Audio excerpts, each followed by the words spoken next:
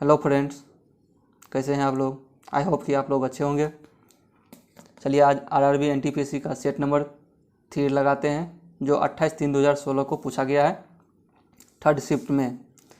चलिए तो आज का पहला क्वेश्चन क्या कर रहा है। चलिए क्वेश्चन लगाने से पहले आप लोग लाइक कर दीजिए, शेयर कीजिए एवं सब्सक्राइब जरूर कर दें जो नए लोग हैं। तो 75 नंबर क्वेश्चन क्या कर रहा है, जीवन की मूलभूत इकाई क्या है। तो जीवन की मूलभूत इकाई क्या होता है, तो ये कोशिका होता है। ऑप्शन नंबर ए इसका सही उत्तर हो जाएगा। और कोशिका शब्द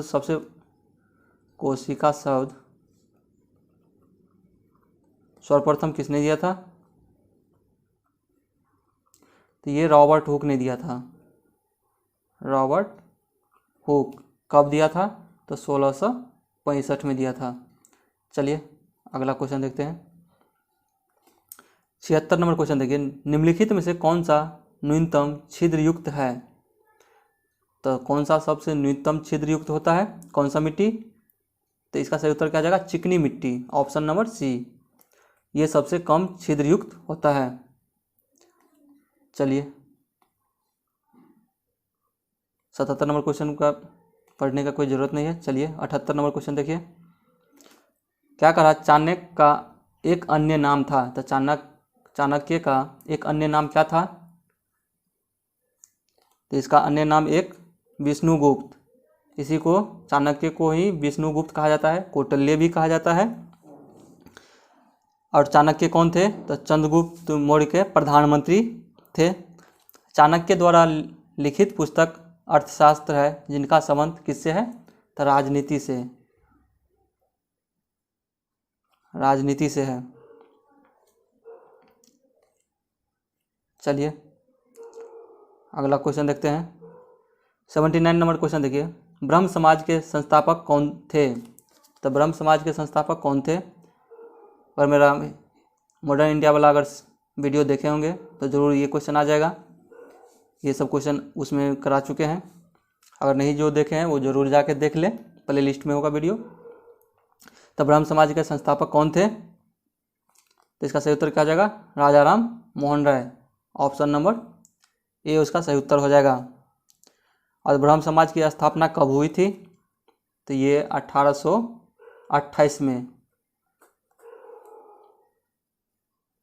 और राजा राम मोहन राय ने 1815 में आत्मीय सभा की स्थापना की थी। कौन सभा, 1815 में आत्मीय सभा। चलिए अगला क्वेश्चन देखते हैं। 80 नंबर क्वेश्चन देखिए, निम्नलिखित नदियों में से कौन सी नदी पश्चिमी घाट में से निकलती है। पश्चिमी घाट में से निकलती है, तो कौन सा नदी है जो पश्चिमी घाट में से निकलती है, घाघर, कृष्णा, दामोदर, सोन। तो क्या हो जाएगा इसका सही उत्तर, ये कृष्णा नदी है जो पश्चिमी घाट में से निकलती है। ऑप्शन नंबर बी इसका सही उत्तर हो जाएगा। कृष्णा नदी महाबलेश्वर के समीप पश्चिमी घाट पहाड़ से निकलती है। कृष्णा नदी की 2 सहायक नदियां हैं, भीमा, तुंगभद्रा। 2 ही नहीं है और ज़्यादा भी है। कृष्णा नदी की सहायक नदियां कौन कौन है, तो भीमा, तुंगभद्रा, मूसी, अमरावती, कोयना, पंचगंगा, घाटप्रभा इत्यादि। कृष्णा नदी की कुल लंबाई कितनी है, तो 1401 किलोमीटर।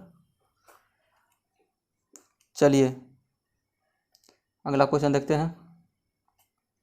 81 नंबर का क्वेश्चन क्या कर रहा है, सुभाष चंद्र बोस के पिता कौन थे। तो सुभाष चंद्र बोस के पिता कौन थे, तो इसका सही उत्तर क्या हो जाएगा, option number B Janaki Nath Bose. Subhash Chandra पिता के क्या नाम था, तो जानकी नाथ बोस।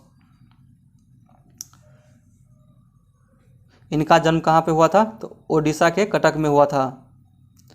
इनके द्वारा 1943 में आज़ाद हिंद फौज का गठन सिंगापुर में किया गया था। किसके द्वारा, तो सुभाष चंद्र बोस के द्वारा। चलिए 82 नंबर क्वेश्चन देखिए, निम्नलिखित में से मुक्केबाजी के लिए द्रोणाचार्य पुरस्कार किसने प्राप्त किया। तो ये तो उस समय का करंट अफेयर्स है, इसको पढ़ना जरूरी नहीं है। चलिए 83 नंबर का क्वेश्चन देखिए, निम्नलिखित में से कौन सी एक उत्कृष्ट नोबेल धातु है। तो इसमें से बताना है कि कौन उत्कृष्ट नोबेल धातु है। इसका सही उत्तर क्या हो जाएगा? ऑप्शन नंबर बी, चांदी एक उत्कृष्ट नोबेल धातु है। गोल्ड, प्लेटिनम, सिल्वर तथा मरकरी उत्कृष्ट धातुएं हैं। और सबसे भारी धातु कौन सा होता है? तो सबसे भारी धातु होता है ओस्मियम। ये सबसे भारी धातु। और सबसे कठोर धातु कौन सा होता है? प्लेटिनम।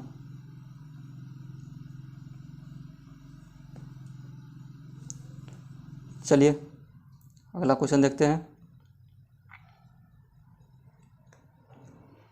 चलिए 84 नंबर क्वेश्चन जरूरी नहीं है। 85 नंबर क्वेश्चन देखिए, प्रसिद्ध यात्री जहाज टाइटैनिक किस देश का था? तो प्रसिद्ध यात्री जहाज टाइटैनिक किस देश का था? तो ये ग्रेट ब्रिटेन का था। ऑप्शन नंबर सी इसका सही उत्तर हो जाएगा। प्रसिद्ध यात्री जहाज टाइटैनिक ग्रेट ब्रिटेन का था। चलिए 86 नंबर क्वेश्चन देखिए, मरियाना ट्रेंच किस महासागर में स्थित है? तो मरियाना ट्रेंच किस महासागर में स्थित है? तो इसका सही उत्तर क्या हो जाएगा? प्रशांत महासागर। तो मरियाना ट्रेंच किस महासागर में है? तो प्रशांत महासागर में। ऑप्शन नंबर बी इसका सही उत्तर हो जाएगा। मरियाना गर्त की कुल गहराई कितनी है? 11,022 मीटर। इसकी कुल गहराई किसका? तो मरियाना ट्रेंच का कुल गहराई कितना है? तो 11,022 मीटर। चलिए 87 नंबर क्वेश्चन देखिए, मानव शरीर में सबसे छोटी हड्डी कौन सी है? तो मानव शरीर में सबसे छोटी हड्डी कौन सी होती है? तो ये स्टेपीज होती है। ऑप्शन नंबर सी इसका सही उत्तर हो जाएगा, स्टेपीज।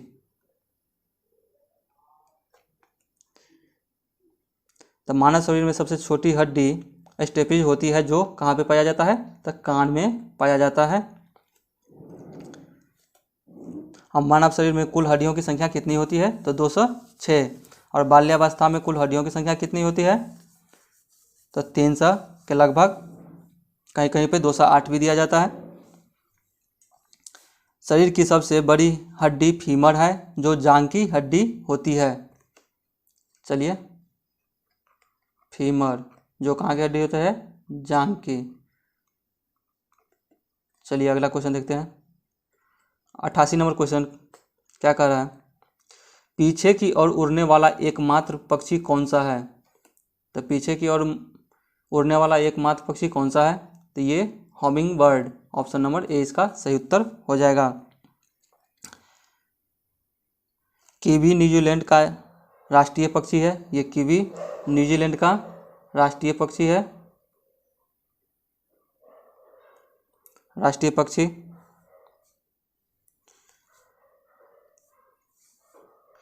अफ्रीका के कालाहारी मरुस्थल में शुतुरमुर्ग नामक पक्षी मिलती है। कहाँ पे? तो कालाहारी मरुस्थल में। चलिए नेक्स्ट क्वेश्चन देखते हैं।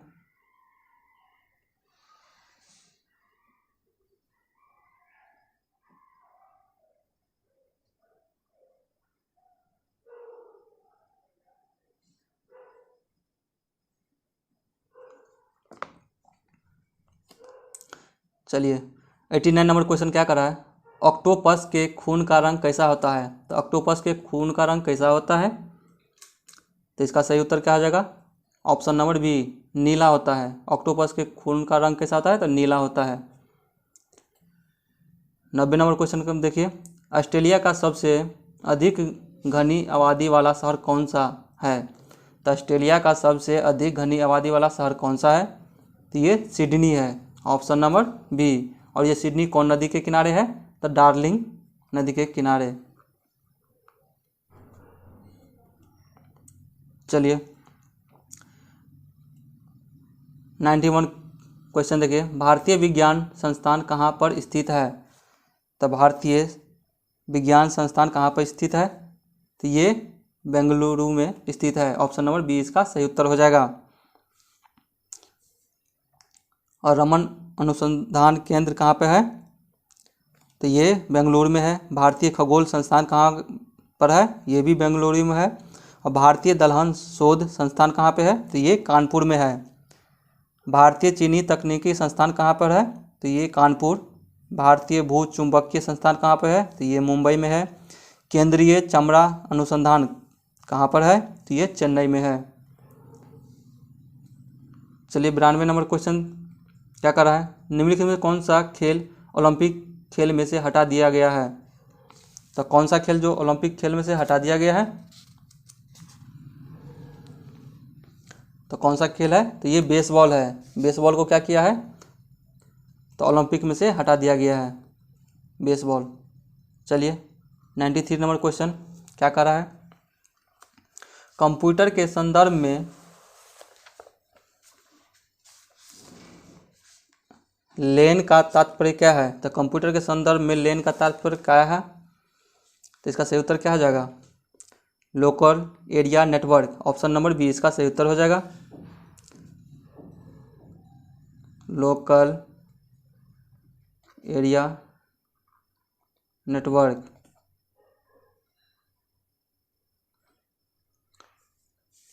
चौरानवे नंबर क्वेश्चन देखिए, वर्तमान में हमारे द्वारा उपयोग किए जाने वाले रासायनिक प्रतीकों की उपयोग विधि किसने तैयार की थी? तो सबसे पहले किसने तैयार की थी रासायनिक प्रतीकों की उपयोग विधि करने का तैयार? तो इसका सही उत्तर क्या आ जाएगा? Berzelius. Option number C Berzelius ने सर्वप्रथम रासायनिक प्रतीकों का उपयोग करने की विधि तैयार किया था। और लुईस पास्चर क्या किया था? तो ये रेबीज के टीके का खोज किया था। चलिए 95 नंबर क्वेश्चन देखिए क्या कर रहा है? पृथ्वी का जल चक्र किसके द्वारा संचालित होता है? तो पृथ्वी का जल चक्र किसके द्वारा संचालित होता है? तो इसका सही उत्तर क्या आ जाएगा? सूर्य के द्वारा पृथ्वी का जल चक्र संचालित होता है। ऑप्शन नंबर सी इसका सही उत्तर हो जाएगा। और पृथ्वी अपने अक्ष पर कितना डिग्री झुका हुआ है? तो ये 23.1/2 डिग्री अपने अक्ष पर झुका हुआ है। पृथ्वी को सूर्य की परिक्रमा पूरी करने में कितना दिन लगता है? तो 365 दिन। चलिए 96 नंबर क्वेश्चन क्या कर रहा है? ONCG का मुख्यालय कहाँ है? ONCG का मुख्यालय कहाँ है? तो कहाँ है इसका मुख्यालय? तो ये देहरादून में है इसका मुख्यालय। ONCG का मुख्यालय कहाँ पे है? तो देहरादून। ऑप्शन नंबर डी इसका सही उत्तर हो जाएगा। और भेल का मुख्यालय कहाँ है? ये भेल का मुख्यालय कहाँ है? तो नई दिल्ली।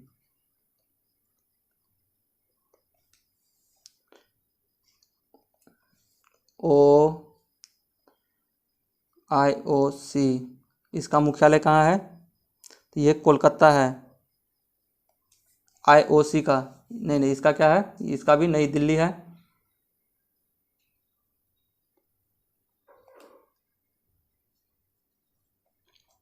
और CIL इसका मुख्यालय कहाँ है? ये कोलकाता है। OIL ऑयल इंडियन लिमिटेड इसका कहाँ है? इसका है डुलियाजन। चलिए नेक्स्ट क्वेश्चन देखते हैं। 97 नंबर क्वेश्चन देखिए, रॉबर्ट गॉलब्रेथ को बेहतर तरीके से किस नाम से जानते हैं? रॉबर्ट गॉलब्रेथ को बेहतर तरीके से किस नाम से जानते हैं? तो इसका सही उत्तर क्या हो जाएगा?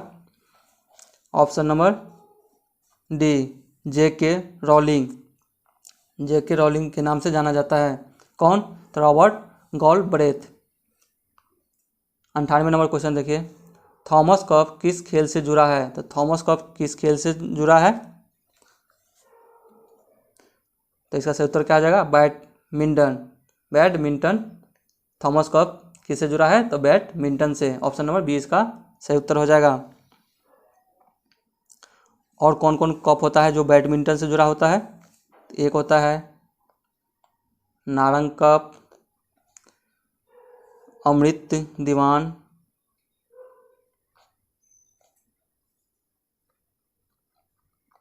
और क्या होता है चड्डा कप। ये सब किससे जुड़ा होता है? तो थॉमस कप से। चलिए 99 नंबर का क्वेश्चन देखिए क्या कर रहा है। सूर्य की ऊर्जा किस माध्यम से उत्पन्न होती है? तो सूर्य की ऊर्जा किस माध्यम से उत्पन्न होती है? तो इसका सही उत्तर क्या आ जाएगा? ऑप्शन नंबर ए परमाणु संलयन। ऑप्शन नंबर ए हो जाएगा परमाणु संलयन। सूर्य की ऊर्जा किस माध्यम से उत्पन्न होती है? तो परमाणु संलयन। चलिए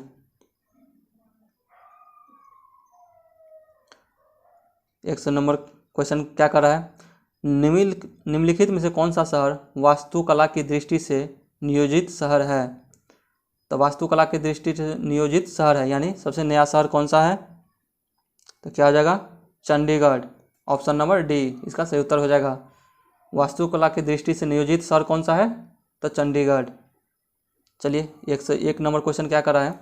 सबसे बड़ा स्तनपायी कौन सा है? तो सबसे बड़ा स्तनपायी कौन सा है? तो इसका सही उत्तर क्या आ जाएगा? Option number C blue whale. सबसे बड़ा स्तनपायी ब्लू व्हेल है। स्तनधारी वर्ग में रक्त का सबसे अधिक तापमान बकरी का होता है। कितना होता है? 39 degree Celsius. Duck billed platypus एकमात्र विषैला स्तनी है। कौन? Duck wild. डार्क विल्ड एक स्तनी विषैला है। चलिए 102 नंबर क्वेश्चन देखिए क्या कर रहा है। शब्द विशुभ संदर्भित करता है। तो शब्द विशुभ संदर्भित क्या करता है? तो इसका सही उत्तर क्या हो जाएगा? दिन और रात समान अवधि के होते हैं। शब्द विशुभ का क्या अर्थ होता है? तो जहाँ दिन और रात एक समान अवधि के होते हैं। ऑप्शन नंबर बी इसका सही उत्तर हो जाएगा। वो क्या कहलाते हैं? विशुभ। चलिए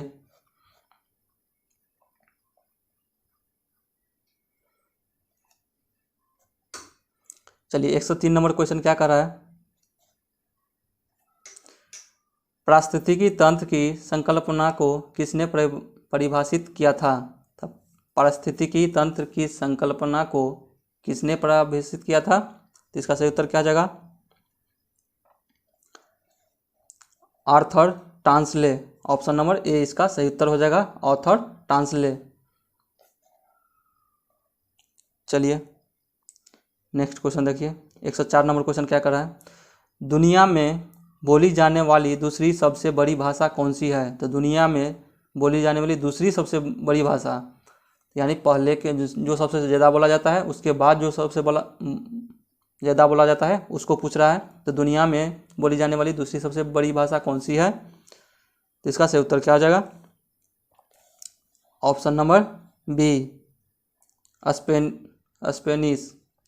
ऑप्शन नंबर बी हो जाएगा। जो दुनिया में दूसरी सबसे ज़्यादा बोली जाने वाली भाषा है कौन? स्पेनिश। चलिए 105 नंबर क्वेश्चन देखिए। विकास का सिद्धांत किसके द्वारा प्रस्तावित किया गया था? तो विकास का सिद्धांत किसके द्वारा प्रस्तावित किया गया था? तो इसका क्या हो जाएगा? ऑप्शन ए सही उत्तर क्या हो जाएगा? चार्ल्स डार्विन के द्वारा विकास का सिद्धांत का प्रतिपादन किया गया था। Charles Darwin. और आइंस्टीन के द्वारा क्या दिया गया था? तो सापेक्षिकता का सिद्धांत। और गति विषय नियम के विकास किसने दिया था? गति के विषय के नियम तो ये आइजैक न्यूटन ने दिया था। चलिए 106 नंबर क्वेश्चन देखते हैं। लाइट पेन क्या है? तो लाइट पेन क्या है? तो लाइट पेन एक इनपुट डिवाइस है। तो लाइट पेन क्या है? तो ऑप्शन नंबर बी इसका सही उत्तर हो जाएगा, इनपुट डिवाइस। लाइट पेन क्या है? तो एक इनपुट डिवाइस है। 107 नंबर क्वेश्चन देखिए, भारत के वर्तमान मुख्य न्यायाधीश कौन है? तो उस समय के पूछ रहा है, तो आप लोग कमेंट में जरूर लिखिए कि अभी भारत के वर्तमान मुख्य न्यायाधीश कौन है। इसका आंसर आप लोगों को कमेंट में देना है। फिलहाल अभी भारत के वर्तमान मुख्य न्यायाधीश कौन है? रियाल किस देश की मुद्रा है? तो रियाल किस देश की मुद्रा है? तो सही उत्तर क्या आ जाएगा? ब्राजील। ये ब्राजील की मुद्रा का क्या नाम है? तो रियाल।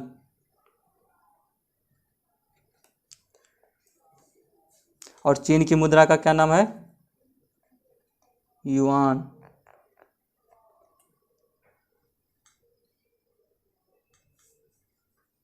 और क्यूबा की मुद्रा को क्या कहते हैं? पीसो। पीसो ये कहाँ का है? तो क्यूबा का। चलिए 109 नंबर क्वेश्चन देखिए, इनमें से कौन सा रासायनिक परिवर्तन का एक उदाहरण है? तो इसमें से कौन सा एक रासायनिक परिवर्तन है करता है? तो इसका सही उत्तर क्या हो जाएगा? ऑप्शन नंबर सी, निष्क्रियीकरण। ऑप्शन नंबर सी इसका सही उत्तर हो जाएगा। चलिए 110 नंबर क्वेश्चन देखिए, दादा साहेब फाल्के पुरस्कार से सम्मानित होने वाले प्रथम व्यक्ति कौन थे? तो प्रथम व्यक्ति कौन थे? तो इसका सही उत्तर क्या आ जाएगा? Option number D. सबसे पहले किसको मिला था? तो देविका रानी को मिला था दादा साहेब फाल्के पुरस्कार। और कब मिला था इसको, देविका रानी को, दादा साहेब फाल्के पुरस्कार? तो 1969 में। चलिए 111 नंबर क्वेश्चन देखते हैं, किस अभयारण्य को पूर्व में भरतपुर पक्षी अभयारण्य के रूप में जाना जाता था? तो भरतपुर पक्षी अभयारण्य को पहले किस नाम से जाना जाता था? तो इसका सही उत्तर क्या हो जाएगा? केवलादेव राष्ट्रीय उद्यान। ऑप्शन नंबर डी इसका सही उत्तर हो जाएगा। अभी उसको किस नाम से जाना जाता है? तो भरतपुर पक्षी अभयारण्य नहीं, अभी केवलादेव राष्ट्रीय उद्यान के नाम से जाना जाता है। और पहले क्या किस नाम से जाना जाता था? तो भरतपुर पक्षी अभयारण्य। चलिए 112 नंबर क्वेश्चन देखिए, पौधों का कौन सा हिस्सा पानी और खनिज के परिवहन को सक्षम करता है? तो पौधा का कौन सा हिस्सा है जो खनिज और परिवहन को सक्षम बनाता है? तो इसका सही उत्तर क्या आ जाएगा? Option number C, xylem. Xylem पौधों को पानी और खनिज के परिवहन में सक्षम बनाता है। जाइलम पौधों को यांत्रिक दृढ़ता प्रदान करता है। पौधों की आयु की गणना जाइलम उत्तक के वार्षिक वलय को गिनकर की जाती है। पौधों की आयु के निर्धारण इस विधि को डेंड्रोक्रोनोलॉजी कहा जाता है। चलिए नेक्स्ट क्वेश्चन देखते हैं, 113 नंबर क्वेश्चन क्या कर रहा है, इनमें से कौन एक भारतीय गणितज्ञ थे? तो इनमें से कौन एक भारतीय गणितज्ञ थे? तो 113 का सही उत्तर क्या आ जाएगा? तो भास्कर एक भारतीय गणितज्ञ थे। ऑप्शन नंबर सी इसका सही उत्तर हो जाएगा। आई होप कि ये सभी क्वेश्चन आप लोगों को अच्छा लगा होगा। अगर अच्छा लगा होगा तो कमेंट में ज़रूर लिखिएगा। लंबा वीडियो होने के चलते और ज़्यादा क्वेश्चन नहीं दे सकते हैं, लास्ट क्वेश्चन था। चलिए thank you for watching this video.